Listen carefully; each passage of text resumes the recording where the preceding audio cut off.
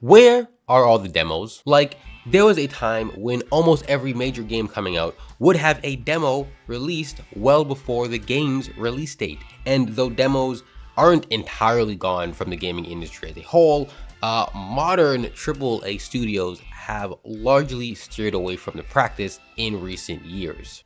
Now, in my youth, holy crap, that sentence just aged me terribly. Jesus, good lord. Anyways, in my youth, it was almost guaranteed that a game would have a demo coming out, especially if it was a major video game being developed by a AAA studio. Like, I vividly remember going into EB Games, which is basically the Canadian version of GameStop, but that eventually turned into GameStop anyways for us. But anyways, EB Games used to be, or GameStop used to be EB Games, and they would have a PS3 and an Xbox 360 set up with 2 controllers and all the latest game demos so that teenagers could come in and you know, play games and, you know, get a sense of what's coming out for the year or for the years to come. I vividly remember going to EB Games and playing demos for things like God of War 3, Heavenly Sword, whatever new Dynasty Warrior game was coming out that year. I played Armored Core,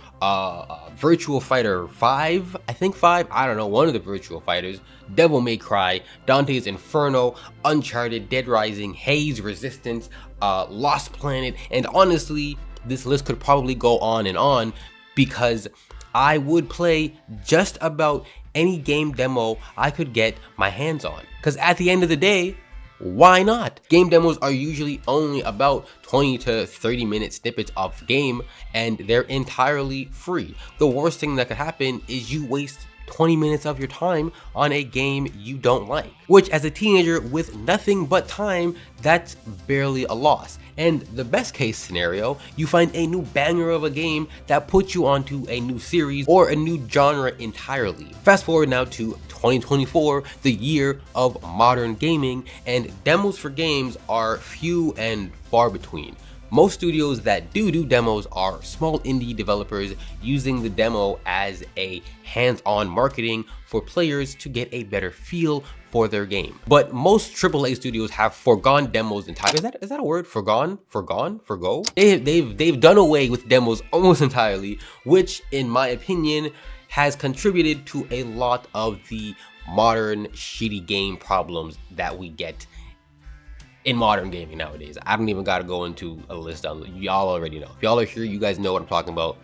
Modern AAA studio gaming practices suck ass, okay? In a time where most AAA games cost on average $100 or more for anyone not in the US of A, being able to try a game hands-on before spending a whole monthly bill's worth of money on it could save a lot of people time and money. And if you want to boil it down to the simplest benefit of game demos, they allow gamers to make informed purchases. That's it. That's the basis underlying the most simple benefit of game demos. They allow you to make an informed purchase. Now, going off script a little bit here, you might think that, you know, that's a bad thing. Like, you know, obviously for developers, they don't want you to not buy their game, so why would developers do demos if it's going to make their game look bad? However, I am approaching this video and this, I guess, essay from the perspective of us, the gamers, the consumers, the people who should be able to buy a game that we like and play it, you know?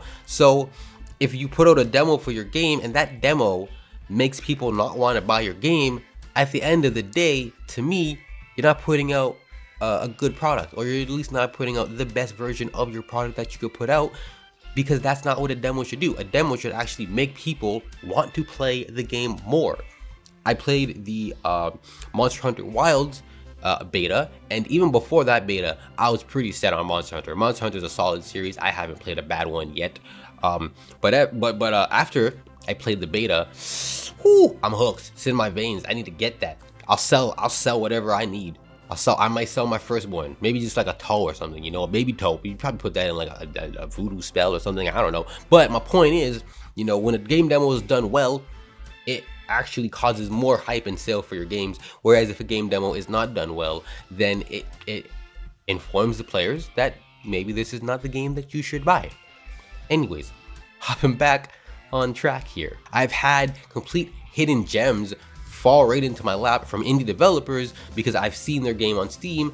Something about it caught my eye and I saw it had a demo, so I was like, I got time to waste. I got 10-15 minutes. Why not just try this demo and see if I like it? If I don't, like I said, a little bit of time wasted, that's fine. And so indie games that I would have probably overlooked, like Shadow Gambit, Griftlands, and The Riftbreaker, have all made it into my Steam library thanks to making a great first impression with their game demos. And to travel back in time a bit, I became a years-long fan and player for games like Civilization, XCOM, Age of Empires, Mass Effect, World of Warcraft, Warcraft 3, Spore, and Destiny, all because of demos or free trials they had. So, what gives? Where the hell are all the game demos, and why don't the big names really fuck with them anymore? Well, if I'm putting my low stakes conspiracy theory out into the void here, I think it's because large studios don't want gamers to make informed purchases. We see it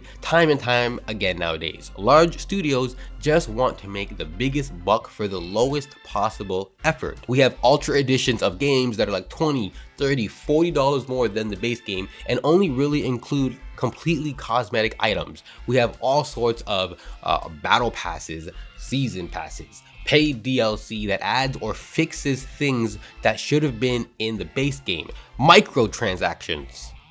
That's it. That's all I have to say. That's the whole point. That one's just on its own. Boom. We have games as a service, which in my opinion are the devil incarnate when it comes to gaming. I mean, there are some decent, well done some decent, well done games as a service, but for the most part, I feel like whenever a game says games as a service, it gives me the ick. I gotta put a big red flag on that one because I don't know, me and games as a service don't jive. And then of course you have the pay to win features, which are in almost every online competitive game. So that's just another, just tack that on to the tail end of games as a service, because usually those two go hand in hand. Pay to win, games as a service, those two are a match made in hell. And at the end of the day, it all feels like a big slap in the face to gamers because most games nowadays aren't even complete at launch. The closest thing we have to demos nowadays in modern gaming is early access, which when used in good faith is great for a game, but it's also been used many times to swindle gamers. Games like Baldur's Gate 3 and Ark Survival Evolved stayed in early access for years and used that time to garner feedback from their player base and improve the games accordingly. Now, to put my biases on the table here, both of these are games that I got in early access and are among my most played games on Steam, with Ark being my first or second highest amount of hours spent in a game probably in my entire life, only being beat by Pokemon and the dozens of characters I probably played across every version of Skyrim. So yeah, take that as you will. And so going back to my low stakes conspiracy theory, it seems like game demos have been Thanos snapped out of existence, all because large game studios and developers don't want to overshare their hand to make sure gamers can't make informed purchases. Game studios that do demos in 2024 are, in my experience, either indie studios who have a good product but not the marketing budget of Sony and Microsoft, or they're large studios confident in their product with nothing to hide. Looking at you, Capcom Monster Hunter team. I'll see y'all in March. Oh wait, what? I'll see y'all in February. And so, to conclude, game demos are a relic of gaming that created a healthy dynamic between gamers and studios. They allowed gamers to explore new worlds, new stories, new genres with no risk to the player, and if the studio did their job properly, only benefits for the developers. Game demos are the reason I've gotten into many of the franchises I've spent hundreds to thousands of hours in. They're the reason I've branched out, tried new things in gaming, and overall made my teenage years one hell of a time to be alive in gaming history. But yeah, with that, I'm off of this one. Slap the like if you enjoyed the video, dislike if you didn't, but y'all know the drill. You gotta let me know why you hate me down in the comments, and if you really like the video, subscribe for more gaming content, and I will catch y'all later.